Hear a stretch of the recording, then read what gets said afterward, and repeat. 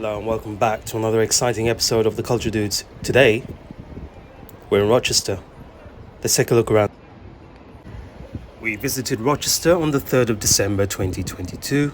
This coincided with the Dickensian Christmas festival that took place in the town on the day. More on Charles Dickens later. As you come out the station, cross the road and go through the Huguenot Museum to enter the High Street. Across the street, you will see the majestic-looking Rochester Cathedral. If you haven't seen our video on the cathedral, the link will be in the description below. Now, Rochester is a town in Kent, England, and sits on the River Medway. It is about a 40-minute train ride from central London, and trains run from St Pancras and Victoria. As Michele and I were waiting for the main parade, I was approached by a lady who asked if I'd like to ring the bells of what I assumed was the cathedrals. What she actually meant were these ones here. Suffice to say, I was a little bit disappointed. So the parade started by the town crier. There he is. Traditionally, a town crier would make public announcements. They'd ring their bell and yell, "Oys, oys, oys," followed by whatever the announcement was. And here are the City of Rochester pipe band.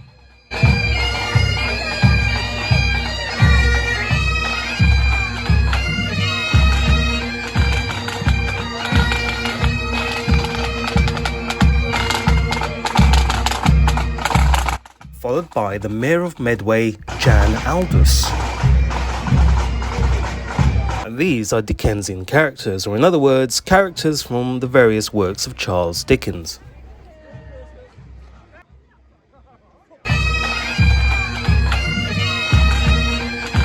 So yes, we saw loads of middle-class Victorian people. And this presumably is Bob Cratchit and Ebenezer Scrooge. And this gentleman here, for some inexplicable reason, decided to show us his rather broad pair of underpants.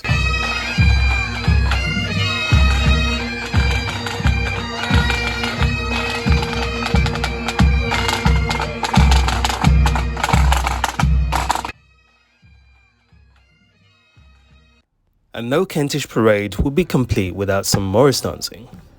I can safely say, we didn't return back to London disappointed.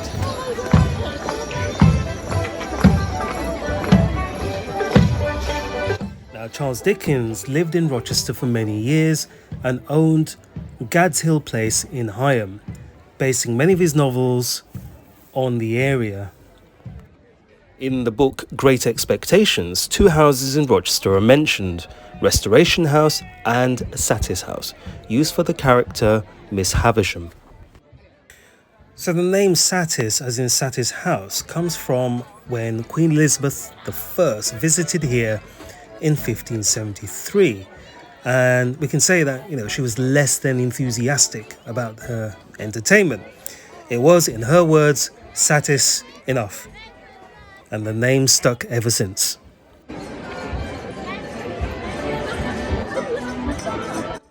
These gentlemen here are known as the fabulous Fez Heads.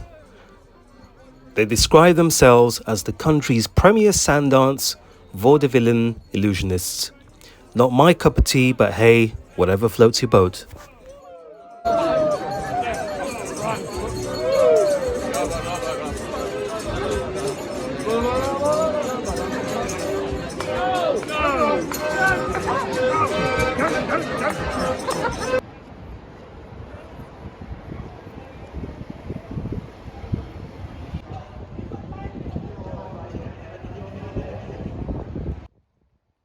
Further down on the high street, we came across this jovial Dickensian ding-dong.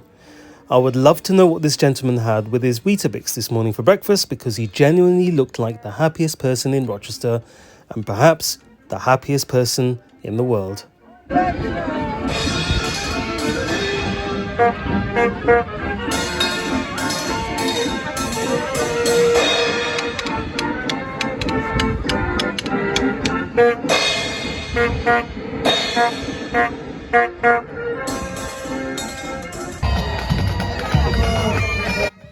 And my apologies to this Bichon Frise who I almost stepped on while scrambling to get behind the barriers as the pipe band walked past us at the end of the parade. If you're watching, sorry mate.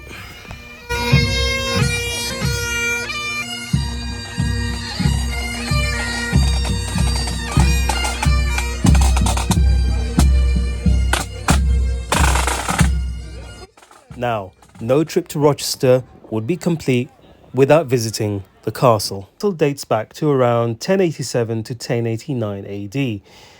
In 1127, King Henry I granted Rochester Castle to the Archbishop of Canterbury, William de Corbeil, and his successors in perpetuity. In the year 1215, a group of rebel barons took control of the castle and endured an epic siege by King John. Having first undermined the outer wall, John's army used the fat of 40 pigs to fire a mine under the keep, causing the collapse of its southern corner. Despite this, the barons held on, but were eventually starved out after resisting for 2 months.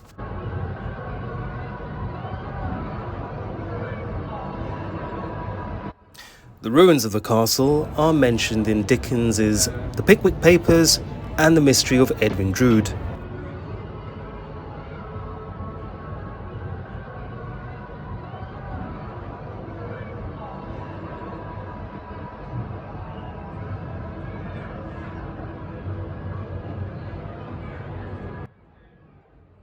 The views over the Medway are remarkable, and from here we can see the cathedral.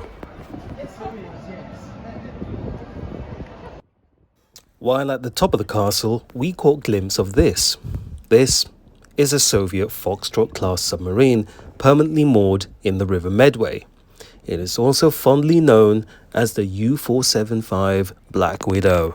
This garden is known as the Vines. During medieval times, it was used by monks as a vineyard. The Vines is also home to one of Britain's rarest insects, the stag beetle. This is King's School.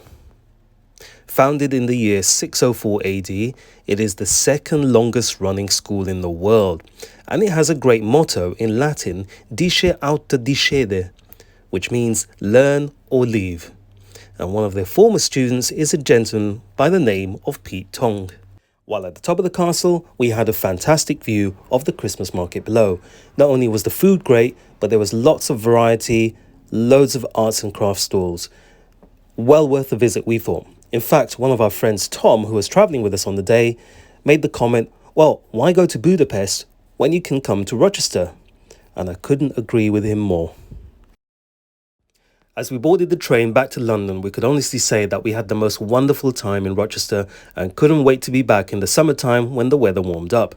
We'd like to thank you for watching the video, and we hope you've learnt something new about this historical town.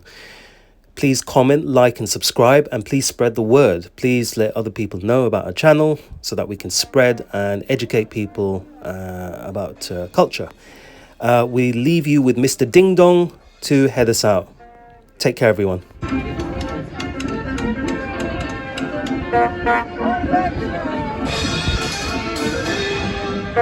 Thank you.